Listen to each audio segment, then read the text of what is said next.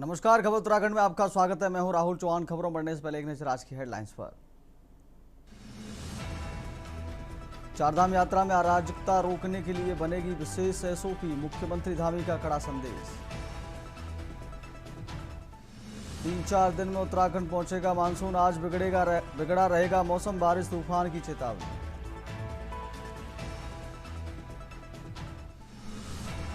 एक महीने में तेजी से बढ़ गए सब्जियों के भाव, 15 से 60 रुपए प्रति किलोग्राम तक बढ़ी कीमतें। उत्तराखंड बॉर्डर पर निहंग सिखों का हंगामा, बैरिकेडिंग तोड़ देहरादून हुए रवाना।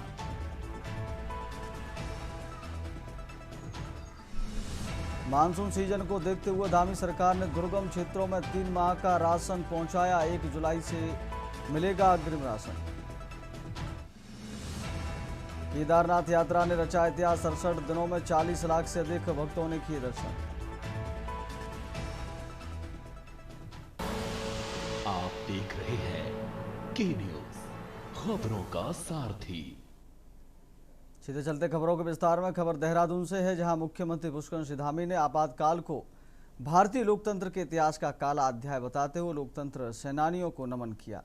उन्होंने कहा कि वर्ष 1975 में कांग्रेस शासन के दौरान संविधान और लोकतांत्रिक मूल्यों को कुचलने का प्रयास किया गया था, लेकिन लोकतंत्र सेनानियों के अतुलनीय संघर्ष और बलिदान ने देश के लोकतंत्र को बचाने का काम किया। मुख्यमंत्री ने कहा कि उन्हीं संघर्षों की बदौलत आज भारत दुनिया का सबसे बड़ा लोकतंत्र बनकर खड़ा है। मुख्यमंत्री धामी ने कहा कि पीएम नरेंद्र मोदी के नेतृत्व में लोकतंत्र सेनानियों के सपनों के अनुरूप देश का निर्माण हो रहा है, क्योंकि मौजूदा समय में गरीब कल्याण, मुफ्त राशन योजना, हर घर नल से जल, उज्ज्वला योजना, पक्के मकान, किसान सम्मान और आयुष्मान भारत जैसी योजनाओं के माध्यम से करोड़ों लोगों को लाभान्वित करा रही है। उन्होंने कहा कि लोकतंत्र की रक्षा के लिए संघर्ष करने वाले सेनानियों का सपना आज धरातल पर उतरता दिखाई दे रहा है और देश विकास के नए आयाम स्थापित कर रहा है।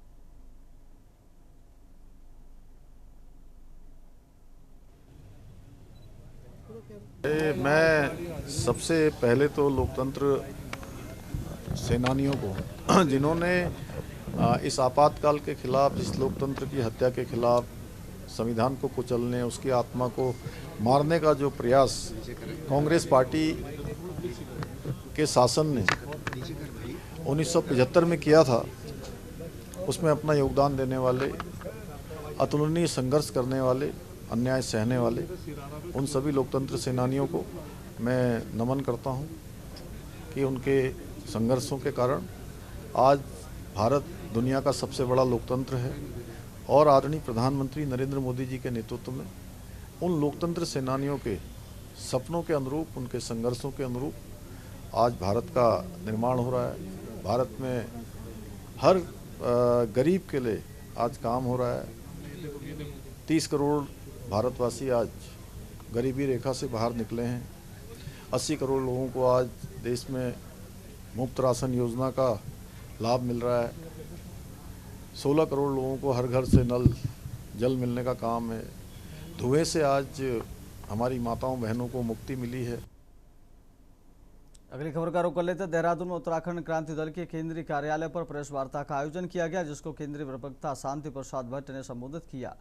वहीं उन्होंने आरोप लगाया है कि पौड़ी गढ़वाल जनपद के इंद्रपुरी में स्थित एक आकाशीय इंटर कॉलेज में नियुक्तियों में धांधली हुई है और किस प्रकार विद्यालय प्रबंधन द्वारा नियुक्ति प्रक्रिया के दौरान अभ्यर्थियों के कथित रूप से अतिरिक्त धनराशि मांगी गई थी, जिसका एक ऑडियो भी सोशल मीडिया पर वायरल हुआ था। वहीं उन्होंने इस मामले पर राज्य सरकार और संबंधित विभाग तथा अधिकारियों से निष्पक्ष जांच की मांग की है। उन्होंने ये भी कहा है कि अगर इस मामले पर जल्द से जल्द कार्रवाई नहीं की गई तो यूकेडी सड़कों पर उतरकर प्रदर्शन करेगा।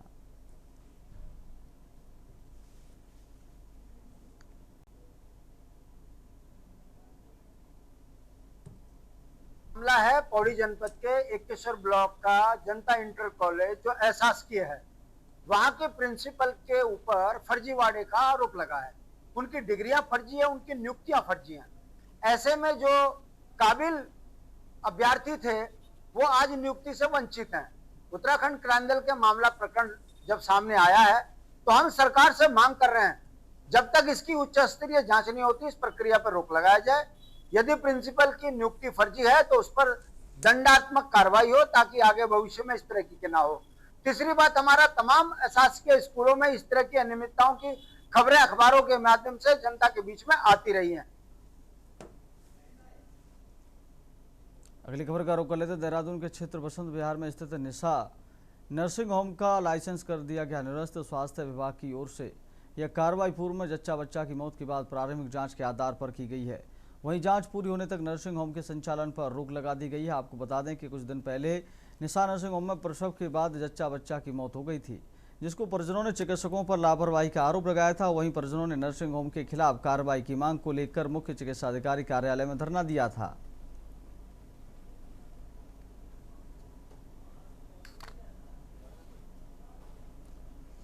तो इसमें एक प्रसूता की जो है को रेफर किया गया था सर्दी बिगड़ने पे, और फिर उसके 2 दिन बाद सिनर्जी हॉस्पिटल में उसकी मृत्यु हो गई थी।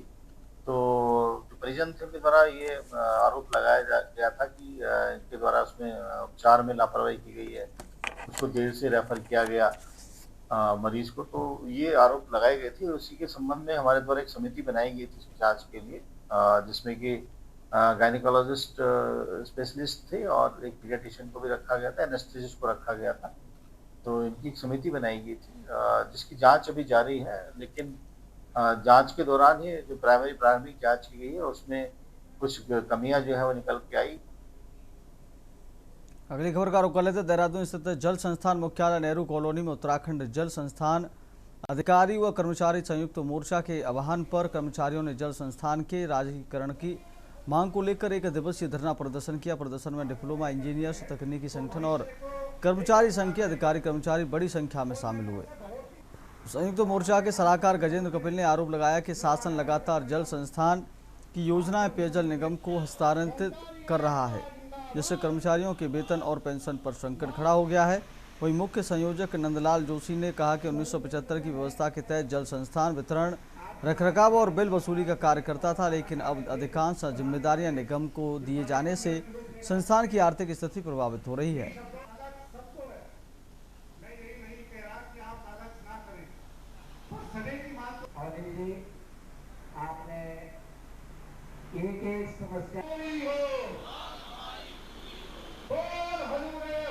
मुझे मीडिया के माध्यम से सरकार और शासन का अवगत कराना है कि जो जल संस्थान के अधिकारी और कर्मचारियों के अधिकार छीने जा रहे हैं, पूर्व से एक व्यवस्था थी कि जल निगम योजनाओं का निर्माण करेगा और जल संस्थान डिस्ट्रीब्यूशन का काम करेगा।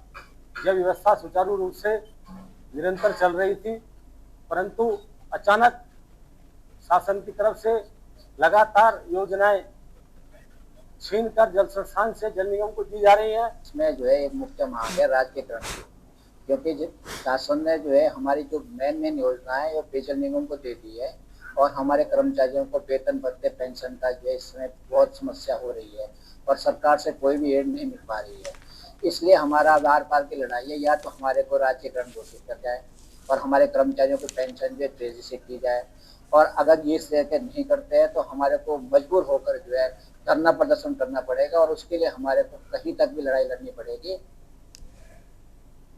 अगली खबर का रुख कर लेते। अल्मोड़ा के द्वाराहाट विकासखंड में मोदी सरकार के 12 वर्ष के उपलक्ष्य में आयोजित बहुउद्देशीय सरकारी शिविर में विवादित बयान के बाद द्वाराहाट विधायक अल्मोड़ा पहुंचकर प्रेस वार्ता की। प्रेस वार्ता के दौरान उन्होंने उस दिन हुए पूरे घटनाक्रम को प्रेस के सामने रखा। उन्होंने कहा कि सरकारी कार्यक्रम के दौरान सरकारी कर्मचारी सीडीओ के साथ बैठे थे। सरकारी कार्यक्रम में सरकारी कर्मचारी के बदले बीजेपी के जिलाध्यक्ष कार्यक्रम का संचालन कर रहे थे, जिसका विरोध किया गया। उन्होंने कहा कि जल जीवन मिशन के तहत कार्य तो किए गए,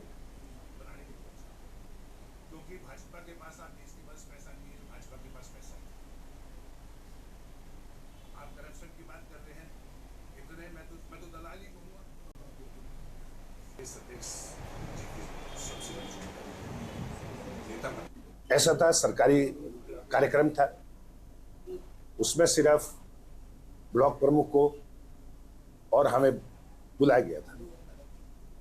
मैं थोड़ा लेट पहुंचा, किसी कार्यक्रम में व्यस्त था तो मैं लेट पहुंचा। तो वहां जो है सरकारी कर्मचारी सीडीओ के साथ बैठे हुए लोग वो तो कार्यक्रम को नहीं चला रहे थे। कार्यक्रम का जो माइक था वो उनके जिला अध्यक्ष के पास था। तो इस चीज का हमने विरोध करा कि भाई जिला अध्यक्ष कैसे माइक को पकड़ के वो लोगों से बता रहा था। यही हमारा विरोध था। अगली खबर का रुख कर लेते खबर चंपावत से। चंपावत पुलिस ने ड्रग्स की देवभूमि अभियान के तहत बड़ी कार्रवाई करते हुए टनकपुर क्षेत्र में 253 ग्राम अवैध स्मैक के साथ एक युवक को गिरफ्तार किया है। पुलिस और एसओजी की संयुक्त टीम ने ऑपरेशन प्रहार के तहत मनिहार गोड क्षेत्र में तस्लीम मंसूरी को दबोचा। आरोपी के कब्जे से करीब 75 लाख रुपए कीमत की स्मैक, बिना नंबर प्लेट की मोटरसाइकिल, 900 रुपए नकद और एक मोबाइल फोन बरामद किया गया है। पूछताछ में आरोपी ने स्मैक पीलीभीत से लाकर युवाओं को बेचने की बात स्वीकार की है।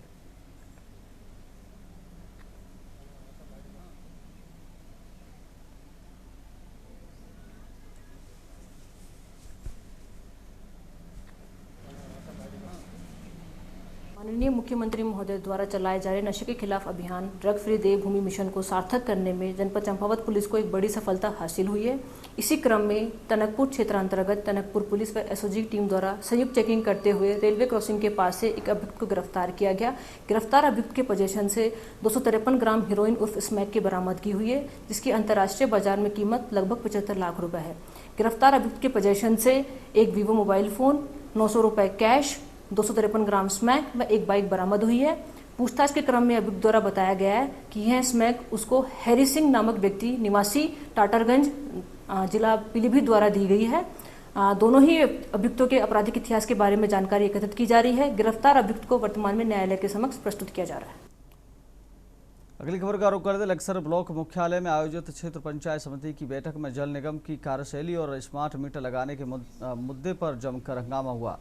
प्रधानों और क्षेत्र पंचायत सदस्यों ने जल निगम अधिकारियों पर लापरवाही और मनमानी का आरोप लगाते हुए स्मार्ट मीटर लगाए जाने का विरोध किया। बैठक में जनप्रतिनिधियों ने क्षेत्र की विभिन्न समस्याओं को प्रमुखता से उठाया।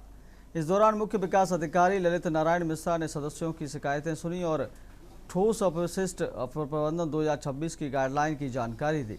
बैठक में कई विकास प्रस्तावों को मंजूरी दी गई तथा विभिन्न विभागों की योजना और कार्यों की समीक्षा भी की गई।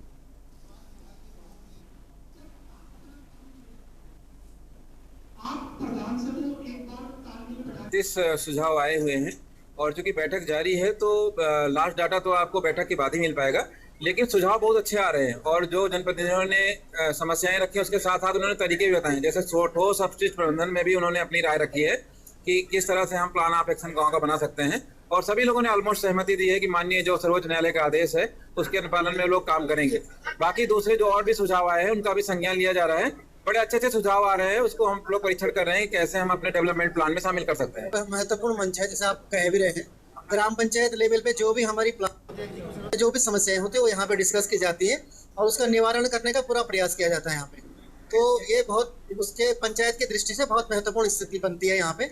और जो भी हमारी योजनाएं होती हैं जो छोटी छोटी होती है उनको हम यहाँ पे इनकॉर्पोरेट करके फिर आगे उस पर काम करते हैं। ये हमारे अधिकारी उपस्थित हुए हैं और हमारे क्षेत्र पंचायत सदस्य और प्रधान, उसमें जो भी समस्याएं जो आई है, आप चाहे वो पेयजल से संबंधित हो और आपकी सड़क से PWD से संबंधित हो, उसमें क्या कहते हैं कुछ समय मांगा है जो अधिकारीगणों ने, तो उसकी समस्या का समाधान 30 हफ्ते के अंदर सभी समस्याओं का समाधान कर दिया। अगली खबर का रुख कर लेते खबर हल्द्वानी से है, जहां काला ढूंगी विधानसभा क्षेत्र के वार्ड नंबर 41 में भाजपा नेता मनोज पाठक और पार्षद चंद्र प्रकाश आर्या के सहयोग से निजी बैंक्वेट हॉल में नगर के नायक सम्मान समारोह आयोजित किया गया। कार्यक्रम में आंगनबाड़ी कार्यकर्ता, आशा कार्यकर्ता, शिक्षक, पूर्व सैनिक, स्वयं सहायता समूह की महिलाएं और वरिष्ठ नागरिकों सहित विभिन्न क्षेत्रों में उत्कृष्ट कार्य करने वाले लोगों को सम्मानित किया गया। भाजपा नेता मनोज पाठक ने कहा कि निस्वार्थ भाव से समाज सेवा करने वाले लोग ही वास्तविक नायक हैं, जिनका सम्मान करना समाज के प्रति कृतज्ञता है।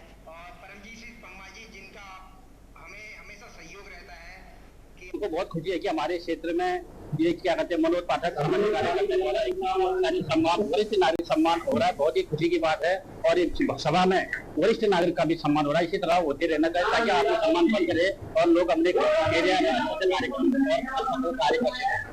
अपने आप में कुछ अलग तरह की मुहिम है जिससे कि लोगों में काफी उत्साह है, क्योंकि इसमें समाज के एक अंतिम छोर से बड़े एक व्यक्ति को जो अपनी खुद की क्षमताओं से और खुद की लगन से कुछ न कुछ अपने क्षेत्र में कुछ अनोखा तन मन धन से करता है, उसको सम्मानित करने का ये कार्यक्रम पहली बार ये प्रयास हो रहा है मनोज पाठक के द्वारा। इसमें हमें बहुत खुशी हुई।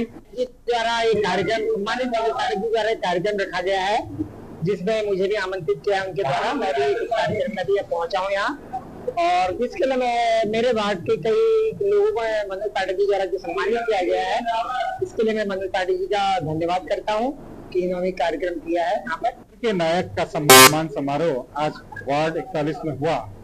भारत देश को आगे बढ़ाने के लिए मोदी जी जिस तरह से भारत माता को उच्च शिखर पर पहुंचाना चाहते हैं, और धामी जी के नेतृत्व में जिस तरह से काम हो रहे हैं, और श्रेष्ठ सेवा धरातल पर जो लोग दे रहे हैं, उन सबको आज सम्मानित करने का एक प्रोग्राम बना था और बहुत अच्छा कार्यक्रम रहा।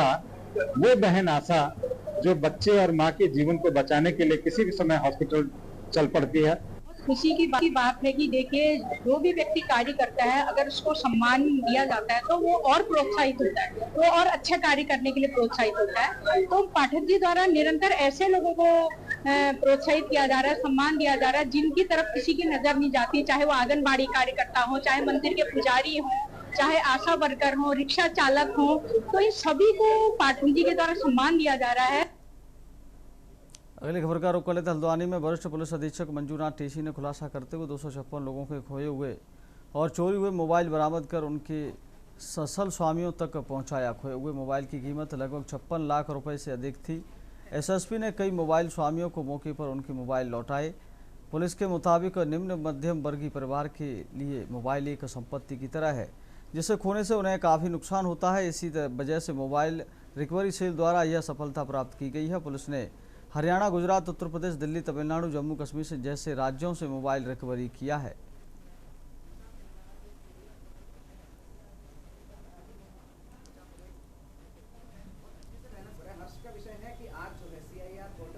माननीय मुख्यमंत्री महोदय का निर्देश है कि इस प्रदेश को अपराध मुक्त उत्तराखंड बनाना है। इसी दिशा में माननीय डीजीपी महोदय और माननीय आईजी महोदय का निर्देश रहता है कि मध्यम वर्ग और गरीब वर्ग को अफेक्ट करने वाली चीज़ों पर काम करना है, टेक्नोलॉजी बेस्ड पुलिस करना है। साथियों, मैं बताना चाहूँगा कि भारत सरकार का CIER पोर्टल है। उस पोर्टल में एक केंद्रीकृत एक सिस्टम बनाया गया है कि खोया हुआ और चोरी की गई फ़ोन्स को ट्रेस करने का। हमारा साइबर सेल जो सब इंस्पेक्टर इंचार्ज है मीनू गौतम और उनकी टीम है, जिसमें प्रजापति और एक दो और कर्मचारीगण हैं, साइबर सेल की टीम द्वारा लगातार प्रयासरत थे। आज उनकी टीम का अथक मेहनत का एक सफल अनावरण, एक तरीके से मेहनत का रिजल्ट आया है, जिसमें नैनीताल जनपद का विभिन्न जगहों पे खोया हुआ और चोरी की गई फोन्स। अगली खबर का रुख कर लेते प्रदेश कांग्रेस पार्टी 28 जून से परिवर्तन संकल्प अभियान शुरू करने जा रही है। अभियान के तहत कांग्रेस नेता जनता के बीच जाकर सरकार की नाकामियां गिनवाने का काम करेंगे। कांग्रेस के इस अभियान पर भाजपा ने पलटवार किया है। भाजपा नेता प्रदेश अध्यक्ष महेंद्र भट्ट ने कहा कि कांग्रेस को पहले अपने कार्यकर्ताओं से संवाद की जरूरत है, क्योंकि कांग्रेस के भीतर आपसी संवाद कम है। उन्होंने कहा कि कांग्रेस अपने कार्यकर्ताओं से संवाद करे, हमें कोई आपत्ति नहीं है, लेकिन भारतीय जनता पार्टी युवा संवाद का कार्यक्रम करेगी। भट्ट ने बताया कि भाजपा युवा मोर्चा हर विधानसभा में युवा संवाद आयोजित करेगा। इसमें 18 से 35 साल के युवाओं को बुलाया जाएगा और संगठन के पदाधिकारी और मंत्री युवाओं से सीधा संवाद करेंगे। उन्होंने कहा कि यह संवाद उत्तराखंड राज्य के विकास के विषयों को लेकर किया जाएगा।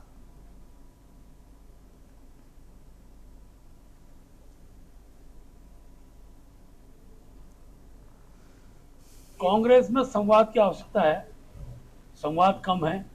अपने कार्यकर्ताओं से संवाद करें, हमें कोई आपत्ति नहीं है, लेकिन भारतीय जनता पार्टी युवा संवाद का कार्यक्रम करेगी।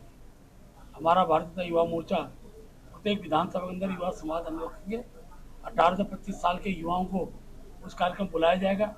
हमारे माननीय मुख्यमंत्री जी, हमारे पूर्व मुख्यमंत्रीगण, हमारे सांसदगण, हमारे मंत्रीगण युवाओं से संवाद करेंगे और ये संवाद उत्तराखंड राज्य के विकास के विषयों को लेकर संवाद होगा। अगली खबर का रुख कर लेते प्रदेश में जल्द मानसून दस्तक देने वाला है, लेकिन पिछले वर्ष बारिश से प्रभावित क्षेत्रों में निर्माण कार्य तो चल रहा है, लेकिन पूरे होने में समय लग रहा है, या यूं कहें कि काम की रफ्तार धीमी गति से चल रही है। वहीं कांग्रेस प्रदेश अध्यक्ष गणेश गोंदियाल ने भी भाजपा सरकार पर अधूरे कार्यों और घोषणाओं को लेकर हमला बोला है। उन्होंने कहा कि वर्तमान सरकार की मंशा काम करने की नहीं है, केवल पूरा ध्यान भ्रष्टाचार कर पैसा इकट्ठा करने पर है। उन्होंने आरोप लगाया कि सरकार का फोकस जल्दी ठेका तैयार कर ठेकेदारों को सौंप और बिल पैसा लेने पर है। वहीं काम हो या न हो, इससे सरकार का कोई फर्क नहीं पड़ता। गोदियाल ने मुखबाल सतपुली मोटर मार्ग के चौड़ीकरण का उदाहरण देते हुए कहा कि 10-10 मीटर के पुलिया बरसात में गिर गई क्योंकि बाहर से सीमेंट की लकीरें खींची गई थी और अंदर मलबा भरा था, जिससे यह पता चलता है कि हर जगह भाजपा सरकार का भ्रष्टाचार हावी है।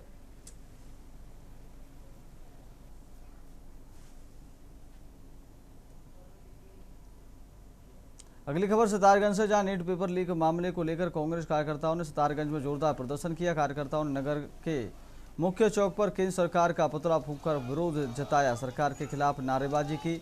इसके बाद कांग्रेस के प्रतिनिधिमंडल ने एसडीएम कार्यालय पहुंचकर राष्ट्रपति के नाम संबोधित ज्ञापन सौंपा। प्रदर्शन के दौरान कांग्रेस नेताओं ने कहा कि प्रदेश भर में लगातार सामने आ रहे पेपर लीक के मामलों से लाखों युवाओं का भविष्य प्रभावित हो रहा है। उन्होंने आरोप लगाया कि प्रतियोगी परीक्षाओं की पारदर्शिता और विश्वसनीयता बनाए रखने में केंद्र सरकार पूरी तरह विफल रही है। नेताओं ने कहा कि नीट परीक्षा में कथित पेपर लीक और अनियमितताओं ने छात्रों और अभिभावकों के बीच भारी आक्रोश पैदा किया है। कांग्रेस ने राष्ट्रपति को भेजे ज्ञापन में सभी पेपर लीक मामलों की निष्पक्ष एवं समयबद्ध जांच कराने, दोषियों की पहचान सार्वजनिक करने और उनके खिलाफ कड़ी कार्रवाई की मांग की है।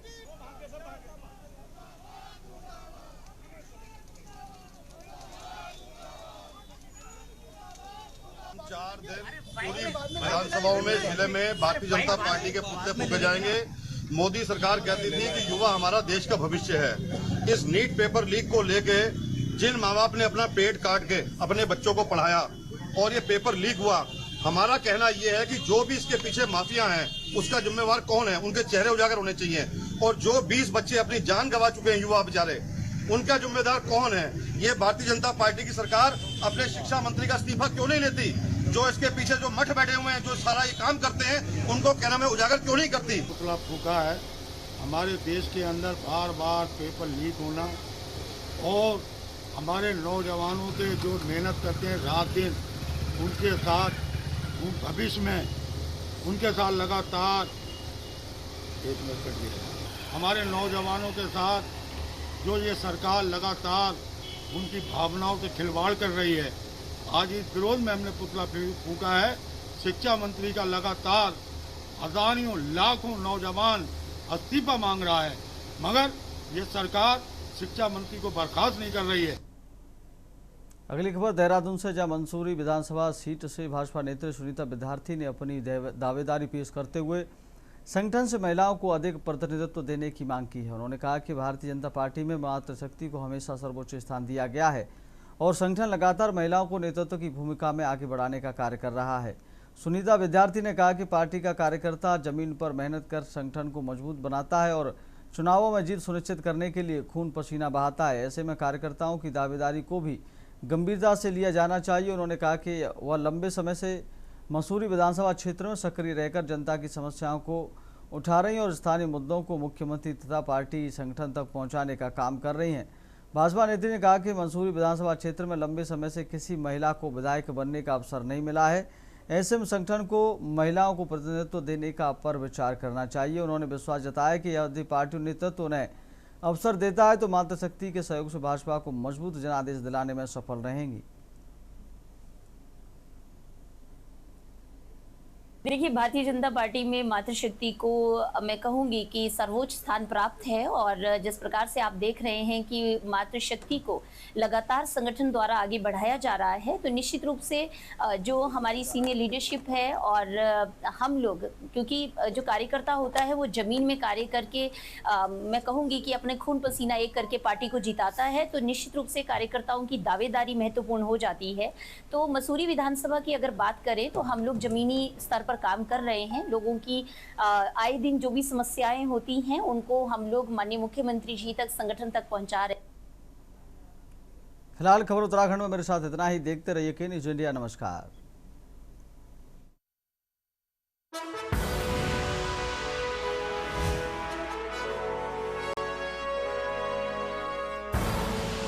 आप देख रहे हैं के न्यूज, खबरों का सारथी।